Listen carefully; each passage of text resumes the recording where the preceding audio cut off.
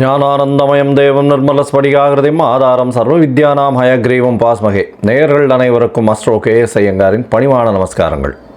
மாத பலன் குரோதி வருஷம் மாசி மாதம், அதாவது 13/2/2025 14/3/2025 வரலும் உண்டான காலகட்டத்தில் மேஷம் முதல் மீனம் வரை என்னென்ன பலன்கள் அப்படின்றத இந்த குரோதி வருஷம் மாசி மாதம் பார்க்கலாம். இப்போ இந்த மாத பலனில் முதல்ல நம்ம இந்த மாதத்தினுடைய கோள் சாரம் என்ன அப்படின்றத பார்ப்போம். இந்த மாதத்தில் வரக்கூடிய விசேஷ நாட்கள் என்ன அப்படின்றத பார்ப்போம். அதற்கு பிறகு மாதத்தினுடைய ஒரு ராசிக்கான பலன் என்னன்றதை பார்க்கலாம். இந்த மாதத்தினுடைய கோள் சாரம் அப்படின்னு எடுத்தோமேயானால், ரிஷபராசியில் குரு வக்ர நிவர்த்தி ஆகிடுறார். இந்த மாதம் அதாவது தை 29ஆம் தேதி வக்ர நிவர்த்தி ஆகிடுறார். அதுவும் தனியாக ஒரு வீடியோ போட்டிருக்கேன், பாருங்கள். 29ஆம் தேதி தை மாதம் வக்ர நிவர்த்தி ஆனதுனால குரு 2ஆம் இடத்துல இருக்கார், அதாவது ரிஷபத்தில். மிதுனத்தில் செவ்வாய் வக்ரம், கன்னியில் கேது, கும்பத்தில் சனி, சூரியன் மற்றும் புதன், மீனத்தில் சுக்கிரனும் ராகுவும். இந்த மாதத்தில் பார்த்தாலேயானால் மாற்றங்கள் என்னென்ன வருது அப்படின்னு பார்க்கும்பொழுது, செவ்வாய் வக்ர நிவர்த்தி அடைகிறார். எப்போ அப்படின்னா, இந்த மாதம் பிறந்து ஒரு 10 நாள்லேயே, அதாவது 21/2/2025 அன்றைக்கே செவ்வாய் வக்ர நிவர்த்தி. ஆனால் மிதுனத்தில் இருக்கார். இதை தவிர பார்த்தாலேயானால் புதன் இந்த மாதம் கும்பத்திலிருந்து மீனத்துக்கு போகிறார். அது 26/2/2025 அன்றைக்கி. அதற்கு பிறகு பார்த்தாலேயானால் 4/3/2025 அன்றைக்கி சுக்கிரன் வக்ரகதி அடைகிறார் மீனத்திலேயே. புதன் 9ஆம் தேதி அன்றைக்கி 9/3/2025 அன்றைக்கி வக்ரகதி அடைகிறார், அதுவும் மீனத்தில். இப்போது இந்த மாதத்தினுடைய கோள் சாரம் இது. பொதுவாகவே நம்ம மாத கிரகங்கள்னு சொல்லக்கூடியது சூரியன், செவ்வாய், புதன் மற்றும் சுக்கிரன், இந்த 4 கிரகங்களினுடைய மாற்றத்தை வச்சு பேசுவோம். அதுவும் நம்ம சௌரமான மாதங்கள் அப்படின்ற ஒரு பட்சத்தை எடுத்து நம்ம பண்ணுறோம். இது சூரியன் ஒரு ராசியிலிருந்து அடுத்த ராசிக்கு செல்லும் பொழுது அதனுடைய மாற்றங்களை வைத்து அதனுடைய அந்த சூரியனுடைய மாற்றத்தை வச்சு அந்த மாதத்தினுடைய பெயர், அதாவது கும்ப மாதம் அப்படின்னு பேர் வைக்கிறதுக்கு காரணமே மாசி மாதத்துக்கு கும்பத்தில் சூரியன் போகிறதுனால தான். அதனால் மிச்சவாள்லாம் பார்த்தோம்னா இது நம்ம தமிழ்நாட்டில் குஜராத்து இந்த மாதிரியான இடத்துலலாம் கடைபிடிக்கப்படுறது. மிச்சதெல்லாம் சந்திரமான மாதங்கள்ன்றதை வச்சு பண்ணுறான். சந்திரமான மாதங்கள்னு சொல்லும் பொழுது பார்த்தாலேயானால் அமாவாசைக்கு அடுத்த நாளோ பௌர்ணமிக்கு அடுத்த நாளோ உண்டான நாட்களை மாதத்தின் முதல் நாளாக கொண்டு அவர்கள் சந்திரமான மாதம் அப்படின்ற விஷயத்தை செய்கிறார். சரி, இந்த மாதத்தில் வரக்கூடிய விசேஷ நாட்கள் அப்படின்னு பார்த்தாலேயானால், அதாவது 25/2/2025 அன்றைக்கி பார்த்தோம்னா காஞ்சி விஜயேந்திர சரஸ்வதி ஜெயந்தி நடக்கிறது. காஞ்சியில் விஜயேந்திர சரஸ்வதி சுவாமிகள் அவருடைய ஜெயந்தி. 26ஆம் தேதி அன்றைக்கி 26/2/2025 அன்றைக்கி மகா சிவராத்திரி, அதாவது பிரதோஷ காலம். மகா சிவராத்திரி மிகப்பெரிய ஏற்றம். ஏன்னா பிரதோஷ காலத்தில் சேவிக்கிறது அப்படின்றது ரொம்ப விசேஷம். அதாவது 13ஆம் நாள் அமாவாசைக்கும் பௌர்ணமிக்கும் 13ஆம் நாள் பிரதோஷ காலம்னு சொல்கிறது. இப்போ வரக்கூடியது 26/2 அன்றைக்கி வரக்கூடியது உங்களுக்கு வளர்பிறை பௌர்ணமி அப்படின்றதுனால கண்டிப்பாக ஒரு நல்ல ஏற்றம் இருக்கும். அதை தவிர பார்த்தாலேனா அன்றைக்கி மகா சிவராத்திரி அப்படின்றதுனால அந்த சிவராத்திரிக்கு அப்புறமா உங்களுக்கு பனிப்பொழிவு கூட இருக்காது. வெறும் வெளிச்சம், வெயில் தான் அதிகமாக இருக்கும். லாங் டேஸ் தான் இருக்கக்கூடிய வாய்ப்புகள் உண்டு. சூரியனுடைய ஆளுமை ரொம்பவும் அதிகமாக இருக்கக்கூடிய வாய்ப்புகள் மிகவும் அதிகம். அதனால் வெயில் அதிகமாக இருக்கக்கூடிய வாய்ப்பு நிச்சயமாக இருக்கும். இந்த மாதத்தில் பார்த்தோம்னா 28/2/2025 அன்றைக்கி மாசி அமாவாசை. அது ஒரு பெரிய விசேஷம். மாசி அமாவாசைன்றது அமாவாசைன்றது சூரியனும் சந்திரனும் சேர்ந்து இருக்கக்கூடிய ஒரே பாகையில் இருக்கக்கூடிய விஷயம்.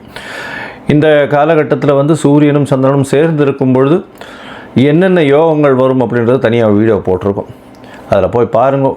இன்ஃபேக்ட் அது நல்ல ஒரு விஷயங்கள். சூரியனும் சந்திரனும், அதாவது யாராவது ஒருத்தர் உச்சமோ ஆட்சியோ இருந்தால்னா நல்ல ஒரு ஏற்றம் கிடைக்கும். இல்லைன்னா சுபர்கள் வீட்டில் இருந்தால்னா நல்ல ஒரு ஏற்றம் கிடைக்கும். இந்த மாசி அமாவாசை நல்ல ஒரு ஏற்றம் கிடைக்கக்கூடிய நாள். அதற்கு பிறகு பார்த்தோம்னா 3/2025 அன்னைக்கு மாசி மகம், அது வந்து பௌர்ணமியை சேர்ந்து வரும். மாசி மகம் ஏன்னா சூரியனுக்கும் சந்திரனுக்கும் கிட்டத்தட்ட 180 டிகிரி, அதாவது சூரியன் கும்பத்திலையும் சந்திரன் வந்து சிம்ம ராசியிலையும் இருக்கக்கூடிய காலகட்டம். பௌர்ணமி வெளிச்சம் வந்து ஒரு பெரிய அட்வான்டேஜ் என்னென்னா, இதில் பிறந்தாள்னா ராஜா போல அவர்களுடைய வாழ்வு அமையும். ராஜாளும் இது அவர்களுக்கு கிட்டும். இதில் என்ன விசேஷம் அப்படின்னா, சூரியனுக்கும் கார்த்தாலேருந்து சாயந்தரம் வரலும் உங்களுக்கு வெளிச்சம் இருக்கும். சந்திரனும் பௌர்ணமி சந்திரனாக இருக்கிறதுனால இரவு முழுவதும் வெளிச்சமாக இருக்கும். ஸோ ரிலேட்டிவ்லி பார்த்தோம்னா என்டையர் டே அண்ட் நைட் ரெண்டுமே ரொம்ப வெளிச்சத்தில் இருக்கக்கூடிய காலகட்டம். அதனால தான் வெளிச்சம் அதிகமாக இருக்கக்கூடிய காலங்கள், அதுவும் வந்து பௌர்ணமி காலங்கள்னும் பொழுது ரொம்பவும் ஏற்றம் இருக்கக்கூடிய வாய்ப்புகள் உண்டு. இந்த மாசி மகம், அதாவது பௌர்ணமி காலகட்டத்தில் பிறக்கக்கூடிய எல்லா குழந்தைகளுக்கும் பெரிய ஆளுமை இருக்கக்கூடிய வாய்ப்பு உண்டு. இதை பற்றியும் வந்து நிறைய சொல்லியிருக்கோம். இந்த என்னுடைய யூடியூப் சேனலில் நிறைய சொல்லியிருக்கேன். இதற்கு பிறகு பார்த்தேனால் இந்த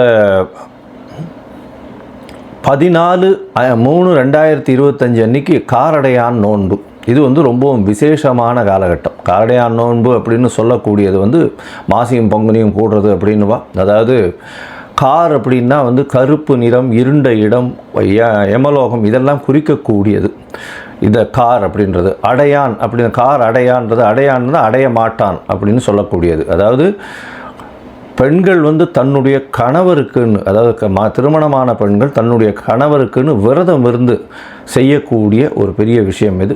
இந்த காரடையான் நோன்பு நோற்பது பெரிய விஷயம். இதன் மூலியமாக தன்னுடைய கணவருக்கு ஆயுள் விருத்தி ஏற்படக்கூடிய வாய்ப்பும், அவர்களுக்கு வந்து மாங்கல்ய பலம் அதிகரிக்கக்கூடிய வாய்ப்பும் நிச்சயமாக உண்டு. இதனால தான் கார் அடையான் நோன்பு அப்படின்னு பேர். இந்த சாவித்திரியினுடைய கதையை சொல்லுவாள், சத்யவான் சாவித்திரியினுடைய கதையை சொல்லுவாள். அவர் வந்து சத்யவானுடைய உயிரை மீட்டு கொண்டு வந்தவள் அப்படின்றதுனால இந்த காரடையான் நோன்பு மிகவும் விசேஷமாக சொல்லப்படுகிறது. பங்குனி மாதத்தின் முதல் நாள் அன்றைக்கி பண்ணுறது. அதனால் பங்குனி பிறந்த உடனே அதை பண்ணுவாள். நார்மலி பார்த்தாலேனால் அந்த காரடையான் நோன்பு டைம் வந்து சாயந்தரம் 5:30லேருந்து 6:30 வரும். அந்த டைம் வந்து நான் தனியாக போடுறேன் உங்களுக்கு. இதை தவிர பார்த்தோம்னா நார்த் இந்தியாவிலலாம் ஹோலி பண்டிகைன்றது விசேஷமாக கொண்டாடுவோம். ஹோலி பண்டிகைன்றது வந்து இப்போ ஒரு அதாவது பெண்கள் வந்து தன்னுடைய தமையன் தம்பி, அதாவது பிரதர்ஸ் எல்லாருக்குமே, தம்பி அண்ணன்களுக்கு வந்து கயிறு கட்டி அவர்களிடம் சேவிச்சுட்டு அவர்கள்கிட்ட வந்து பைசா வாங்கிட்டு அவர்கள்ட்ட ஆசீர்வாதம் வாங்கிக்கிறதும், அவர்களுக்காக வந்து ரொம்ப வேண்டிக்கிறதும், அவர்களுடைய உடல்நிலை நல்லபடியாக இருக்கணும்னு வேண்டிக்கிறதும் அவர்களுக்கு பெரிய மகிழ்ச்சியை கொடுக்கும். ஆண்கள் பெண்களை வந்து தன்னுடைய என்ன சொல்கிறது சகோதரிகளாக பாவிக்கக்கூடிய ஒரு பெரிய ஒரு பண்டிகை. இது வந்து ஹோலி பண்டிகையாக கருதப்படுகிறது. இது வந்து நார்த் இந்தியாவில் ரொம்ப ஃபெமிலியர், மிகவும் அந்த கலர்ஃபுல் ஃபெஸ்டிவலாக இருக்கும், ரொம்ப ஏற்றத்தோடு இருக்கக்கூடிய காலகட்டம். சரி, இந்த மாதம் மேஷம் முதல் மீனம் வரை எப்படி இருக்குது மாசி மாதம் அப்படின்றத பார்ப்போம். அதற்கு முன்னாடி என்னுடைய மொபைல் நம்பர் கீழே ஸ்டாலிங்கில் போயிட்டுருக்கோம். உங்களுக்கு அஸ்ட்ராலஜிக்கல் கன்சல்ட் தேவைப்பட்டதுன்னா நீங்கள் எனக்கு ஃபோன் பண்ணுங்க. உங்களுடைய date, time, place of birth, உங்களுடைய பெயர், தாய் தந்தையர் பெயர் எனக்கு அனுப்புங்க. முதல்ல உங்களுடைய ஜாதகத்தை போட்டுவிட்டு அதில் வந்து உங்களுடைய நட்சத்திரத்தில் பாத சந்தி இருக்கா, நட்சத்திர சந்தி இருக்கா, அதை தவிர லக்ன சந்தி இருக்கா, லக்ன பாத சந்தி இருக்கா, இதெல்லாம் பார்த்துட்டு, ஏன்னா பொதுவாகவே இந்த சந்தி இருக்கும் பொழுது பார்த்தாலேனால் அவளுக்கு எந்த ராசின்னே தெரியாது. அதனால் மிருகசீரிஷ நட்சத்திரம் நினச்சிட்டுருப்பா, அவள் வந்து ரிஷப ராசி நினச்சிட்டுருப்பா, மிதுன ராசியாக இருக்கும். இந்த காலகட்டத்தை பார்த்துட்டு உங்களுக்கு சொல்கிறேன். எனக்கு வரக்கூடிய ஜாதகத்தில் பார்த்தா பாதி பேருக்கு அவள் வந்து மிருகசீரிஷம் 1ஆம் பாதம் 2ஆம் பாதம் அப்படின்னு நினச்சிட்டுருப்பா. ஆனால் அவள் வந்து பார்த்தாள்னா 3-4 பாதத்தில் இருப்பாள். அதனால் வந்து ரிஷபராசின்னு நினச்சிட்டுருப்பா, மிதுன ராசியாக இருக்கும். அதே மாதிரி துலா ராசின்னு நினச்சிட்டுருப்பா, அவள் விருச்சிக ராசியாக இருக்கும். அந்த மாதிரி வந்து பாத சந்திகள் வந்ததே ஆனால் அவர்கள் எந்த ராசியில் இருக்கான்னு தெரியாமையே அவள் வந்து கோவிலில் போய் அர்ச்சனை பண்ணிட்டுருப்பாள். 40 வயசு 50 வயசு இந்த மாதிரி இருந்துட்டுருப்பாள்.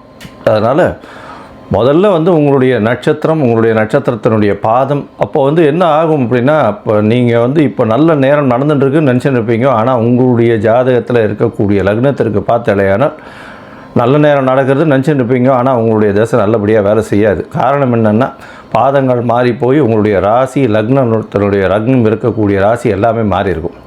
அதனால் முதல்ல வந்து உங்களுடைய லக்னம் சரியாக இருக்கிறதா, லக்ன பாத சந்தி கரெக்டாக இருக்கா, நட்சத்திரம் சரியாக இருக்கா, நட்சத்திர பாத சந்தி கரெக்டாக இருக்கா அப்படின்றத தெரிஞ்சுட்டு உங்களுக்கு அப்பாயின்மெண்ட் கொடுக்குறேன், என்னுடைய கட்டணம் என்னன்றதை சொல்கிறேன், அதை பாருங்கள், அதை அனுப்புங்க. அதை அனுப்பிச்சதுக்கப்புறம் உங்களுக்கு அப்பாயின்மெண்ட் தரேன், அதுக்கப்புறம் பேசலாம். சரி, இப்போ மேஷம் முதல் மீனம் வரை மாசி மாதம் குரோதி வருஷம் 2025 பலன்கள் ஒன்றொன்றாக பார்க்கலாம். மிதுனம், மிருகசீரிஷம், திருவாதிரை, புனர்பூசம், இந்த 3 நட்சத்திரம் 9 பாதங்களை கொண்ட ராசி. ராசியின் அதிபதி அப்படின்னு சொல்லக்கூடியவர் புதன். உங்களுடைய ராசிநாதன் புதன் உங்களுடைய ராசிக்கு 9ஆம் இடத்துல இருக்கார். இந்த மாதம் பார்த்தலையானால், அதாவது குரோதி வருஷம் மாசி மாதத்தில் உங்களுடைய ராசிக்கு ராசிநாதன் மற்றும் 4ஆம் அதிபதியான புதன் உங்களுடைய ராசிக்கு 9ஆம் இடத்துல இருக்கிறது விசேஷம். அவர் கிட்டத்தட்ட ஒரு 10-12 நாள் தான் இருக்காருங்க. அதற்கு பிறகு பார்த்தலையானா உங்களுடைய ராசிக்கு 10ஆம் இடத்துல போய் நீச்சமானார். நீச்சமானாலும் நீச்ச பங்கம் அடைகிறது பெரிய விசேஷம். ஏன்னா சுக்கிரன் அங்கே ஆட்சி பெற்று போயிருக்கார். ரொம்ப பெரிய விசேஷம் கிடைக்கக்கூடிய காலகட்டம். பண வரவிற்கு பஞ்சம் இருக்காது. ஏன்னா தொழிலில் பெரிய ஏற்றம் இருக்கக்கூடிய காலகட்டமாக அமைய போகிறது. தொழிலில் புதிய மாற்றங்கள் ஏற்படும். பொதுவாகவே இந்த மாத கிரகங்கள்னு சொல்லக்கூடிய சூரியன், புதன், சுக்கிரன், செவ்வாய், இந்த 4 கிரகங்களுடைய மாற்றங்களை வச்சு தான் மாதத்தினுடைய பலன்களை சொல்லுவோம். உங்களுடைய ராசியிலேயே வக்கரம் பெற்ற செவ்வாய் இருக்கார். அவர் உங்களுடைய ராசிக்கு 6-11 அதிபதி. இதன் மூலியமாக பண வரவு அதிகமாக இருந்தாலும் உடல் நலத்தில் சற்று பின்னடைவு ஏற்படக்கூடிய வாய்ப்புகள் உண்டு. அதாவது சூட்டு உடம்பு, அது மாதிரி உஷ்ணத்தினால் வரக்கூடிய பிரச்சனைகள் கொஞ்சம் அதிகமாக இருக்கக்கூடிய காலகட்டம். அதை தவிர பார்த்தலையானால் புதிய வேலை நிச்சயமாக கிடைக்கக்கூடிய வாய்ப்பு, வேலையில் ஒரு ஏற்றம் கிடைக்கக்கூடிய காலகட்டமாக இருக்கும். திடீர் பணவரவு வரும். வெளிநாட்டில் இருக்கிறவாளுக்கெல்லாம் பிஆர் கிடைக்கக்கூடிய வாய்ப்புகள் நிச்சயமாக இருக்குது. ஏன்னா பர்மனன்ட் ரெசிடென்ட்ஷிப் இந்த மாதத்தில் நிச்சயமாக கிடைக்கும். அதை தவிர பார்த்தோம்னா வெளிநாடு போகணுன்னு பார்த்துட்டு இருக்கவாளுக்கு, அவளுக்கு விசா கிடைக்கணும்னு பார்த்துட்டு இருக்கவாளுக்கு கண்டிப்பாக கிடைக்கக்கூடிய வாய்ப்பு உண்டு. ஷார்ட் ட்ரிப் வெளிநாடு போயிட்டு வரக்கூடிய பாக்கியம் இந்த மாதத்தில் நிச்சயமாக கிடைக்கும். ஏன்னா உங்களுடைய ராசிக்கு 8ஆம் அதிபதியும் 9ஆம் இடத்துல ஆட்சி பெற்று போயிருக்கார். அதை தவிர பார்த்தீங்களேனால் புதனோடு சேர்ந்து இருக்கக்கூடிய, ராசிநாதனோடு சேர்ந்து இருக்கக்கூடிய காலகட்டம். வெளிநாடு போய் படிக்கணும்னு நினச்சிட்டு இருக்கவாளுகள்லாம் கண்டிப்பாக மேல் படிப்புக்கு வெளிநாடு போகக்கூடிய பாக்கியம் நிச்சயமாக உண்டு. ராசிக்கு 12ஆம் இடத்துல இருக்கக்கூடிய குரு பகவான் 12-10 பரிவர்த்தனை, 10ஆம் இடத்துல சுக்கிரன் இருக்கார். பரிவர்த்தனை யோகம் அமைகிறது. இதன் மூலியமாக தொழிலில் அபரிமிதமான ஏற்றம் கிடைக்கக்கூடிய காலகட்டம். புதிய தொழில் அமையக்கூடிய வாய்ப்புகள் நிச்சயமாக இருக்கும். கணவன் மனைவிக்குள்ள நல்ல ஒரு அந்யோன்யம் இருக்கக்கூடிய காலகட்டம். எது எடுத்தாலும் வெற்றி பெறக்கூடிய வாய்ப்புகள் நிச்சயமாக இருக்குது. தூக்கம் நல்லபடியாக இருக்கும். இந்த காலகட்டத்தில் உடல் நலத்தில் சற்று பின்னடைவு இருந்தாலும் நல்ல தூக்கம் வரக்கூடிய காலகட்டம். உங்களுடைய அயன சயன போக ஸ்தானம் நல்லபடியாக இருக்குது. சுபத்துவம் அடையிறது, சுவர்கள் பரிவர்த்தனை அடையிறது பெரிய ஏற்றத்தை கொடுக்கக்கூடிய காலகட்டமாக இருக்குது. அதுவும் சுக்கிரனே 12ஆம் இடத்துல பரிவர்த்தனை ஆறுது அப்படின்னும் பொழுது பெரிய ஏற்றம். ஏன்னா சுக்கிரன் 12ஆம் அதிபதி 5-12 அதிபதி 12ஆம் இடத்துலையே பரிவர்த்தனை யோகம் அடைகிறார் அப்படின்னும் பொழுது அது ஆட்சி பெற்றதற்கு சமம். இதன் மூலியமாக பார்த்தலையானால் உங்களுக்கு கண்டிப்பாக நல்ல ஒரு ஏற்றம் இருக்கும். கணவன் மனைவிக்குள்ள நல்ல ஒரு அந்யோன்யம் இருக்கக்கூடிய வாய்ப்புகள் மிகவும் அதிகம். ராசிக்கு 4ஆம் இடத்துல கேது பகவான், 4ஆம் இடத்துல கேது இருக்கிறதுனால தாயின் உடல்நிலையில் சற்று பின்னடைவு இருக்கும். இருந்தாலும் இவ்வளவு நாள் இருந்த பிரச்சனைகளை விட்டு படிப்படியாக முன்னேற்றங்கள் தெரியும். ஏன்னா குரு வக்கரகதியில் இருந்தார். இந்த மாதத்தில் குரு வக்கர நிவர்த்தி ஆகிடுறார். இதனால் பார்த்தோம்னா குருவின் பார்வை கேத்து மேலே விழுறதுனாலையும் நல்ல ஒரு ஏற்றம் இருக்கக்கூடிய காலகட்டம். இவ்வளவு நாள் தாயின் உடல்நிலை பின்னடைவு இருந்தது. இப்போ கொஞ்சம் கொஞ்சமாக படிப்படியாக முன்னேற்றங்களும், அதுக்கப்புறம் ராகு கேத்துவனுடைய பயிற்சி வரும்பொழுது நல்ல ஒரு ஏற்றம் கிடைக்கக்கூடிய காலகட்டமாகவே அமைப்போம்.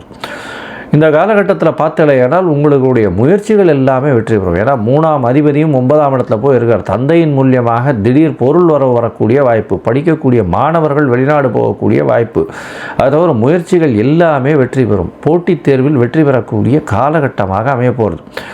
தாயின் உடல்நிலையில் சற்று பின்னடைவு இருந்தாலும் தந்தையின் உடல்நிலையில் நல்ல ஒரு ஏற்றம் இருக்கக்கூடிய காலகட்டம். உங்களுடைய உடல்நிலையை கொஞ்சம் ஜாகிரதையாக பார்த்துக்கிறது நிச்சயமாகவே நல்லது. பண வரவிற்கு பஞ்சம் இருக்காது. சுப செலவுகள் வரும் இந்த மாதம். ஏன்னா 12ஆம் இடத்துல சுப கிரகங்கள் இருக்கிறதுனால செலவுகள் சுப செலவுகளாக வரும். அதுவும் நல்ல செலவுகளாக நீங்கள் கரெக்டாக அதை ப்ரோக்ராம் பண்ணி வச்சு போகக்கூடிய அளவிற்கு நல்ல ஒரு ஏற்றம் கிடைக்கக்கூடிய காலகட்டம்.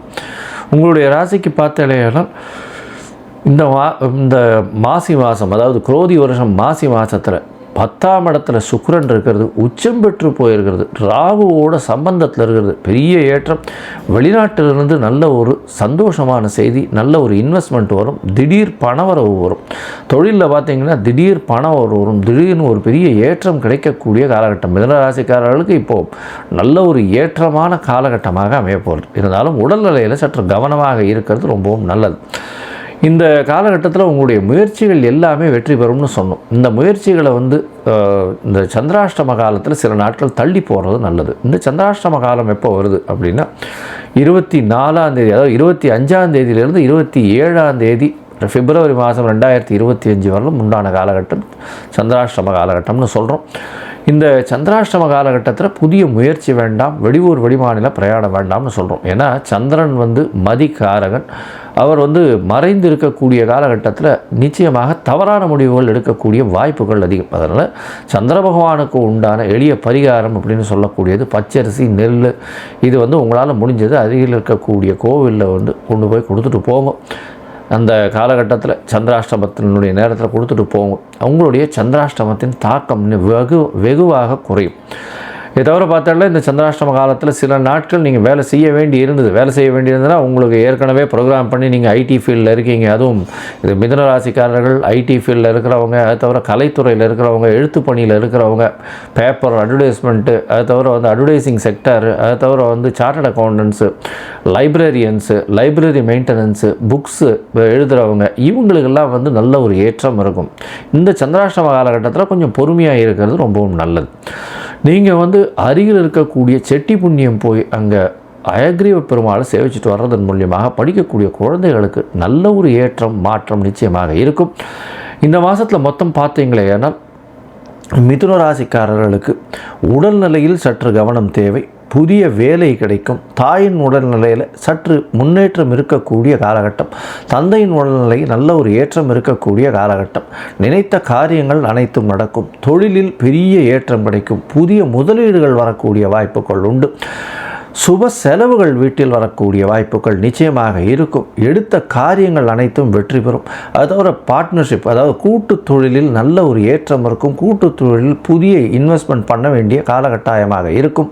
போட்டித் தேர்வில் வெற்றி பெற்று வெளிநாடு போய் படிக்கக்கூடிய வாய்ப்புகள் நிச்சயமாக உண்டு.